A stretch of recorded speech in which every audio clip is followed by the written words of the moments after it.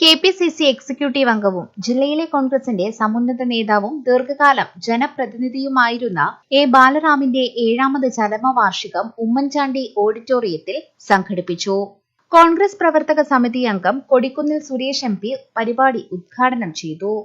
BJP ആഗ്രഹിക്കുന്ന ആർഎസ്എസും സംഘപരിവാറും ആഗ്രഹിക്കുന്ന ഒരു രാജ്യം അവർക്ക് സൃഷ്ടിക്കാൻ കഴിയും. അങ്ങനെ നമ്മുടെ ഈ ഭരണഘടന ആക്രമിക്കപ്പെട്ടാൽ, ദുർബലപ്പെട്ടാൽ അതിന്റെ ഏറ്റവും വലിയ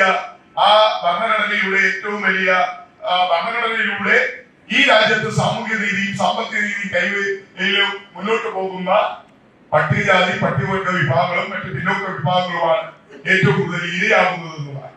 അപ്പോൾ നമ്മളെ സംബന്ധിച്ചിടത്തോളം ഇന്ത്യൻ ഭരണഘടന സംരക്ഷിക്കുക എന്നുള്ളതാണ് ഏറ്റവും പരമപ്രധാനം. ആ ഭരണഘടന നിലനിന്നാൽ മാത്രമേ നമുക്ക് ഇവിടെ ജീവിക്കാൻ കഴിയുള്ളൂ.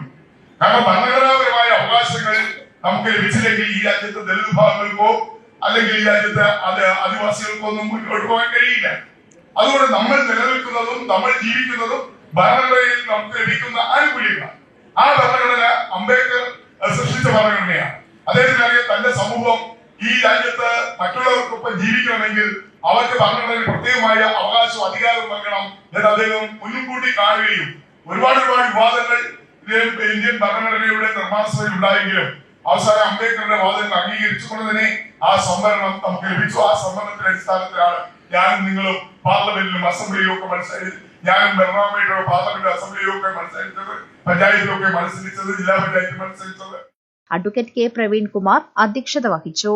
Girish Ambra, Abdurahman Edakkuni, advocate K Jayanth, advocate PM Niyas, N Subramanian, KC Abu, EK Sheethal Raj, R Shaheen, VT Sooraj, Gowri Puthiyoth, PM Abdurahman, EM Jayaprakash, Vinod Padanilam, M Dhaneesh Lal, Razak Valappil, MP Kelukutty, PP Samikutty തുടങ്ങിയവർ സംബന്ധിച്ചു.